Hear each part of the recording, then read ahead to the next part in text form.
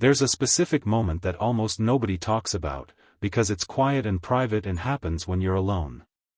You check your bank account, and for a second before the number loads, you feel a small, involuntary tightening in your chest. And then the number loads, and you either exhale slowly or you start doing math again. That math, the constant low-grade calculation running underneath everything: what can I spend, what do I have to hold back, can I actually afford this, is there enough left after everything clears? That mental overhead is the actual problem. Not the number itself. The math that the number forces you to run, indefinitely, every single day, is what's exhausting you. And the reason this matters tonight, the reason it's worth an entire video, is that there is a specific threshold at which that math stops. A number below which most people spend enormous mental energy managing their financial life, and above which something genuinely changes, not just on a spreadsheet, but in how the brain operates.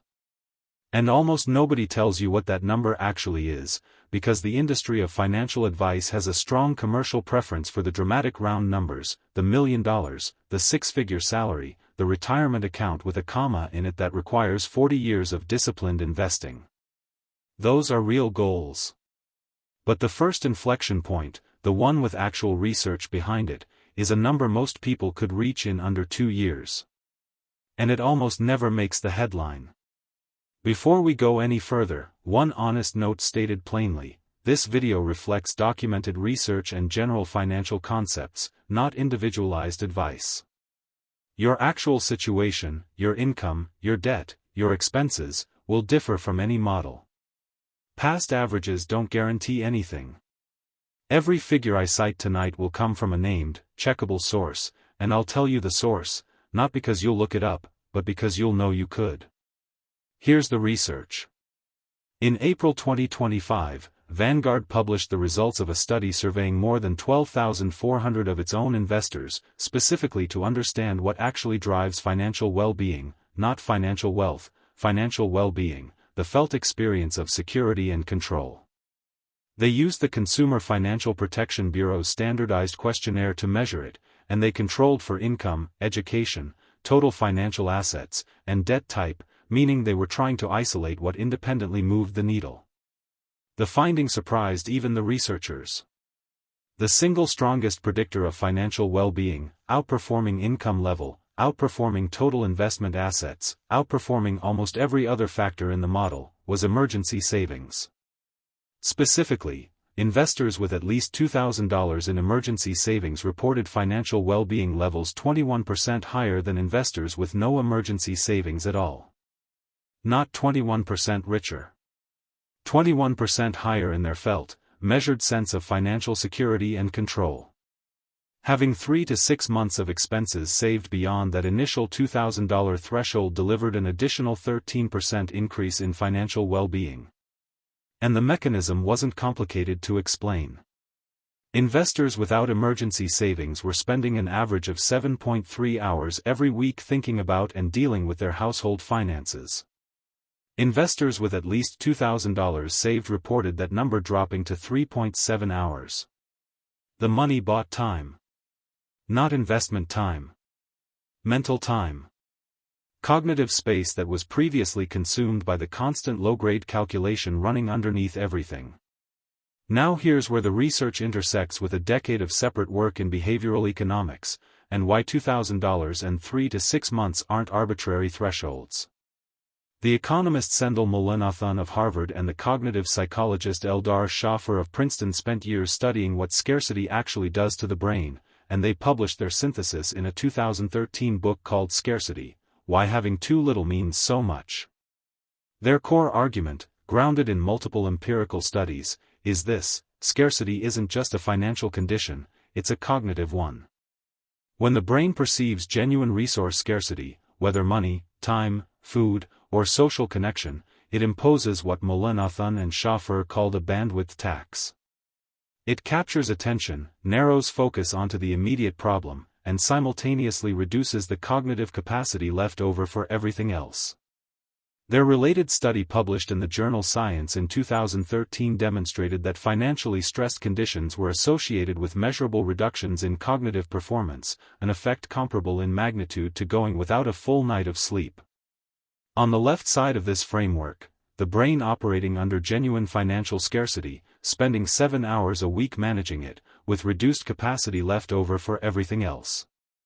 On the right side, the same brain, same income, same life, with a small but real financial cushion, spending half as many hours on financial anxiety, with the reclaimed bandwidth available for work, for relationships, for decisions that actually compound. The first $2,000 isn't just money. It's the down payment on your own cognitive capacity. Now follow the curve forward, because $2,000 is the first threshold, not the destination. And the math of what happens next is the argument for why $20,000 specifically is worth treating as a second, more complete milestone. A household with 3 to 6 months of actual expenses saved is operating in a genuinely different financial environment than one without. 3 to 6 months of expenses, for many middle-income American households, sit somewhere in the $15,000 to $25,000 range, depending on what their actual monthly obligations cost. For this model, we'll use $20,000 as a round approximation of the lower end of that full cushion zone, the point at which the Vanguard data's additional 13% well-being benefit becomes available. I want to be precise about what that means and what it doesn't. 20,000 is a model target, not a magic number that Vanguard specifically named. The research supports the category, 3 to 6 months of expenses, and for a household with monthly obligations around $3,000 to $4,000. 20,000 covers that category. If your monthly obligations are different, your number will be different, and the mechanism holds regardless. Here's why the timeline to get there is not what most people assume. Picture a boulder sitting at the top of a hill. Getting it moving at all, from a dead stop, is the hardest part. Once it's moving, each subsequent push requires less effort than the last, because momentum is doing some of the work. Saving your first $20,000 from zero, at a reasonable savings rate, takes a certain amount of time, because every dollar of that first 20 has to come from new income. It's pure push. But here's what changes at $20,000, now some of the savings are compounding. Some of the work is being done by the money itself. The second 20,000 gets there faster. The third faster still. Let me make that concrete with a specific model, stated with its assumptions up front. Assume a household putting aside $1,000 a month toward this emergency fund, invested in a conservative index fund earning a long-term average real return in the range of 5 to 6% annually, consistent with historical data but not a guarantee of future performance. At that savings rate and return assumption, the first $20,000 takes roughly 19 months. The second $20,000, because returns are compounding on the base you've already built, takes closer to 17 months. And by the fourth $20,000 increment, the compounding has shifted the math enough that you're adding $20,000 in somewhere around 5 to 6 months, not because you earned more, but because money started doing the heavy lifting that used to require only your labor. On the left side of this picture, the flat, linear grind of pure human effort. On the right side, the steepening curve of compounding working alongside you. That acceleration is the entire argument for starting before you feel ready, because the early push, the flat, slow, boring beginning, is not the whole story. It's just the part you have to survive to get to the curve. A fair objection here, and worth addressing plainly rather than hoping nobody asks, $1,000 a month is a significant savings rate, and for a meaningful portion of listeners, that's not currently possible at their income and expense level. The mechanism holds at any savings rate, just on a different timeline. At $500 a month, the first $20,000 takes closer to 37 months. At $200 a month, longer still. The curve still steepens, compounding still accelerates the later increments, the math still favors starting now over starting when the number feels more comfortable. And the Vanguard research is clear that the first $2,000, a much more accessible target, produces most of the measurable well-being effect. Start with $2,000. Then the next two. The mechanism doesn't care how long the first push takes. Here's what actually changes when the cushion exists, and this is the part that doesn't show up cleanly in a spreadsheet. Before the cushion exists, almost every financial decision is made from a threat position. The car needs a repair. The threat is real, debt or depleted checking account. A friend is pitching a small business opportunity. The threat is real, this could go wrong and I can't absorb it. A better job exists but it requires leaving the current one for a month to interview properly. The threat is real, a month without income is a crisis. Every one of those decisions, evaluated from Scarcity, from the bandwidth-taxed brain Mulanathan and Schaffer documented, tends toward the conservative default. Not because the person is irrational. Because the brain operating under genuine resource scarcity is wired to protect the immediate supply, not to evaluate the longer-term opportunity. The same decision, evaluated from the position of 3 to 6 months of cushion, looks different. The car repair is an inconvenience, not a crisis. The business pitch gets evaluated on its actual merits, not through the filter of I can't afford to lose this. The better job becomes a genuine option rather than a theoretical one. The cushion doesn't generate returns on a statement. It generates a different quality of decision-making, across hundreds of small choices per year, for years. This is the aspect of savings that almost all financial content misses, because it's hard to quantify and doesn't fit neatly into a compound interest chart. What the research calls walking away money, the ability to decline a bad opportunity or a bad employer or a bad deal because you have enough runway to wait for a better one, is one of the highest returning assets available to an ordinary person. It doesn't show up as a line item. It shows up as the promotion you asked for from a position of genuine confidence rather than desperate need. It shows up as the negotiation you didn't fold in the first round of. It shows up as the lease you didn't sign because you could afford to look at one more option. Those decisions compound differently than a savings account does, but they compound. Now, the car segment, because it sits at the intersection of this entire framework and one of the single largest recurring financial drains in the average American household.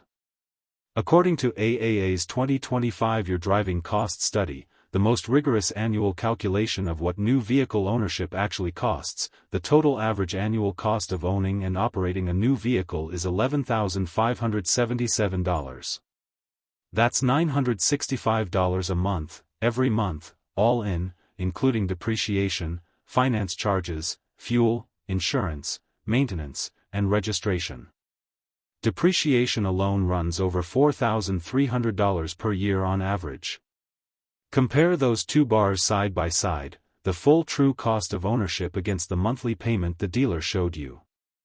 The monthly payment is the smallest bar on the chart, and it's the only number the financing desk ever hands you. The remaining bars, the ones that equal $11,000 per year and change, are assembled in the background of your budget quietly, one category at a time, until they're too familiar to question. Now run that cost against the cushion timeline. $11,577 a year is what the average American household is paying, in real terms, to own a new vehicle. A reliable used vehicle maintained properly might cost 40 to 60% of that in total annual ownership costs. The gap between those two options, across 5 years of ownership, is a number that approaches or exceeds the $20,000 cushion target by itself. That's not an argument to never own a new vehicle. It's an argument to know what the decision actually costs before you sign, rather than learning the number one category at a time over 5 years of ownership.